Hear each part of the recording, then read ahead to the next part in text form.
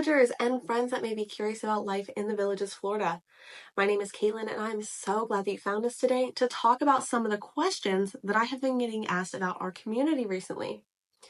These questions have been submitted on YouTube, as well as sending me an email or messaging me on my Facebook page, Kaitlyn Walker Realtor.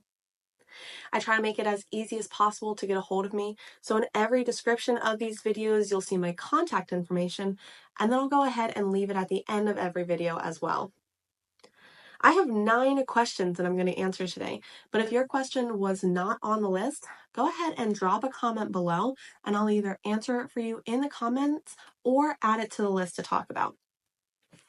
Alrighty, let's do it. So first up, it says, is lawn care included in the amenity fee or CDD, or do I have to cut my own lawn? So when you buy a home here in the Villages, you are responsible for outside maintenance like lawn mowing, edging, weed eating, and pruning. A lot of villagers do have a regular lawn care company that will come to take care of the yards for you, and most companies will have you sign a 1-year contract. I've heard prices all over the place, and of course it will depend on the size of your yard that you have and if there are things that they need to work around, such as fences or very detailed edging. If you can also get a few neighbors to use the same company, you may be able to get a slightly better rate since they're already going to be in the neighborhood working.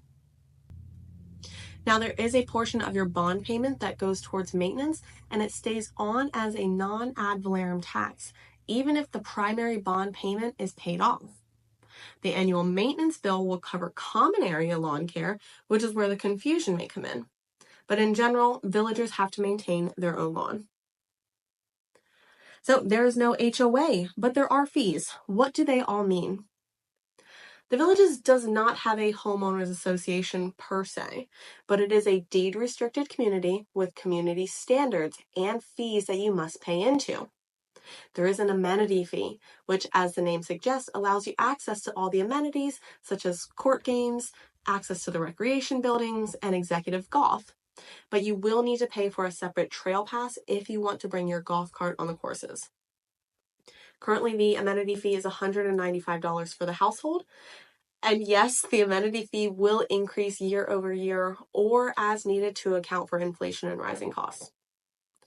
Something important to note, if you own a home here, even if you only live here a few months as a snowbird, you are still responsible for the amenity fee every single month. In addition to the amenity fee, you will have annual fees imposed on your tax bill in the form of a CDD, non-ad valorem tax. These items are the bond and maintenance that we just talked about briefly, and I do have another video explaining what the CDD means and how exactly it works if you wanted to check that out after this. If you have a mortgage on your home, the bond and maintenance will be paid out of your mortgage escrow account when the rest of your annual taxes are being paid. Do I need a car versus do I need a golf cart? Similar question that we're just going to morph together and give a little bit of a pro and con. I would recommend having a car here.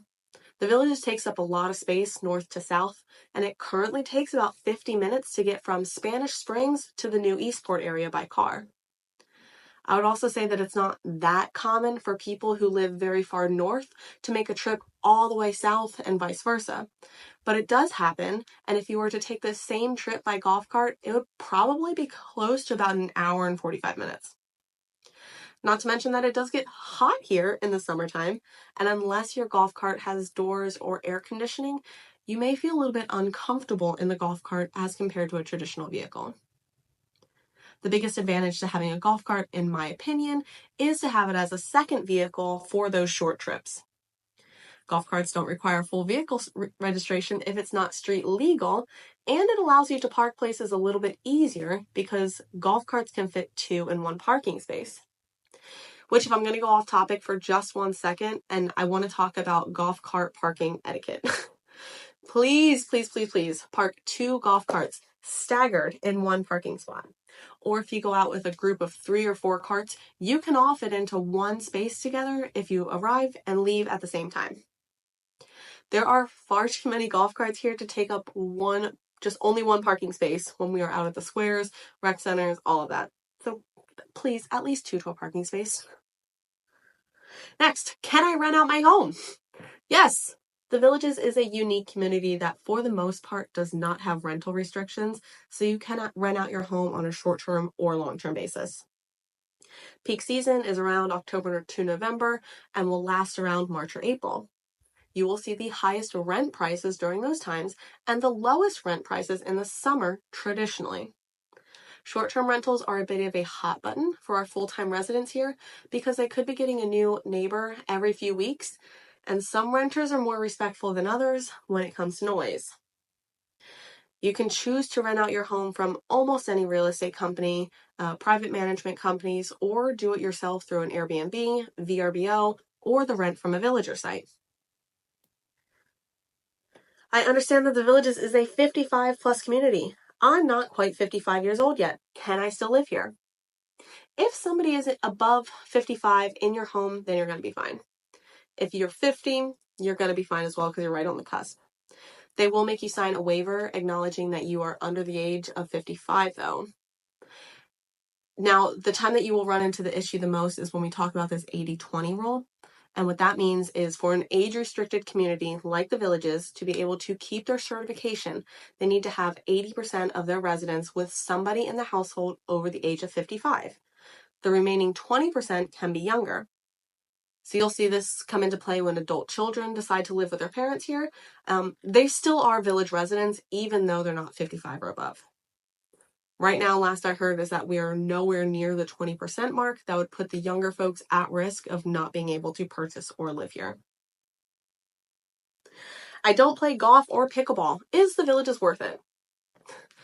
Guys, I have absolutely no way of possibly answering that question for you. If the question was asking, are there other things to do here besides golf and pickleball? Then the answer is an astounding yes.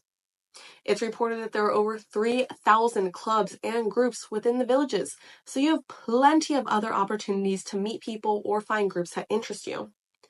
I know a lot of people that are more inside people and choose to do art projects, play cards, join music groups, quilt, etc.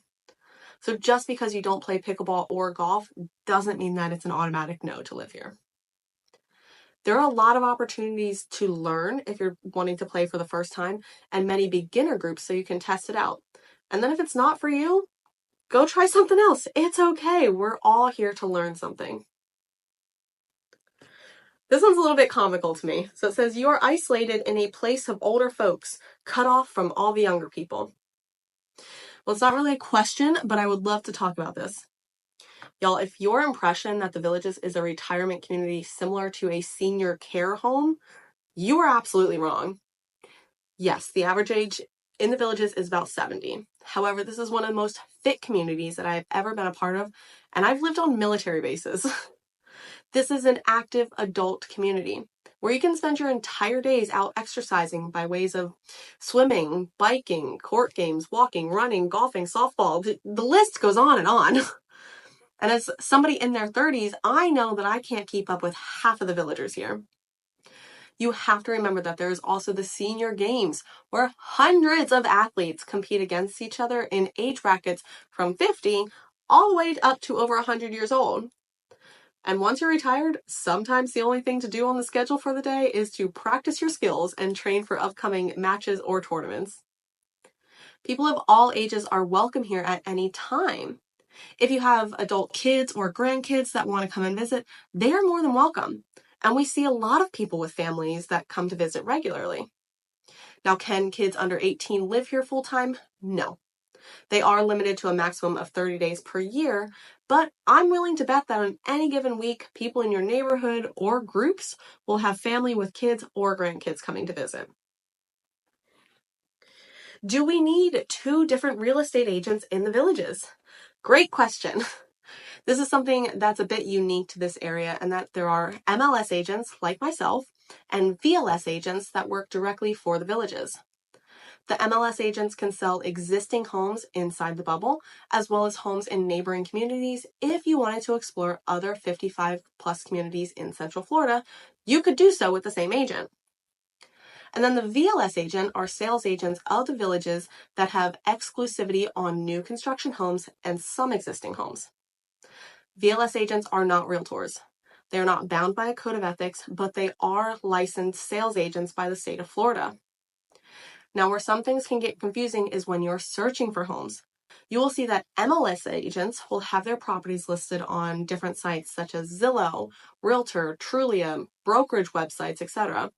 But the Village's sales agents keep their listings exclusive to the Village's website and app. So when you come to purchase a home here, in order to see the full inventory, you should have an agent from both sides. Last but certainly not least, is it true that all roofs need to be replaced every 10 years? The simple answer is no, but it depends. The Florida weather can be intense with hurricanes and the heat that these roofs are subject to every single day.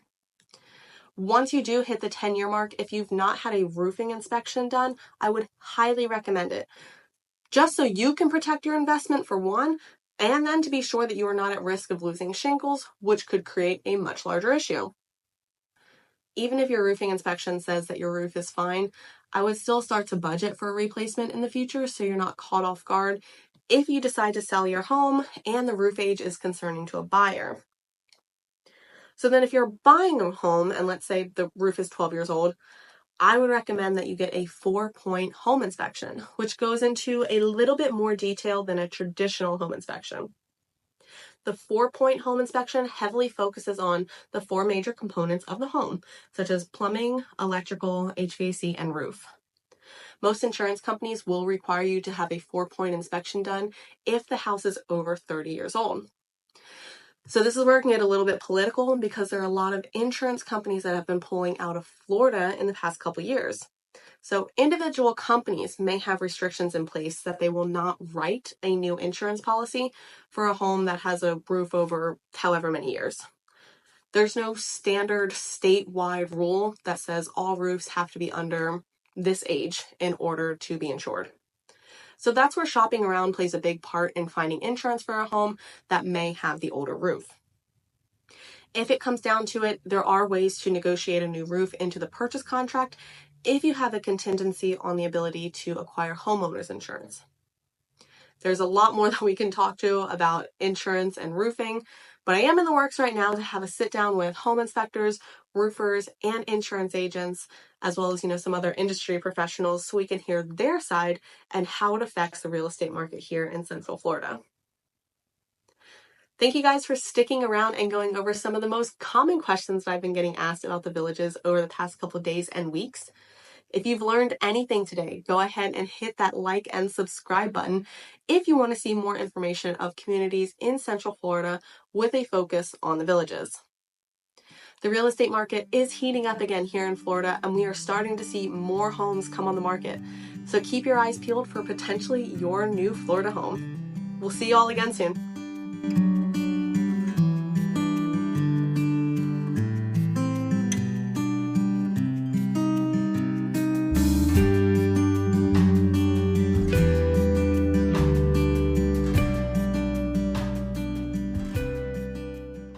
My name is Kaitlyn, and I'm so glad that wow, factory reset.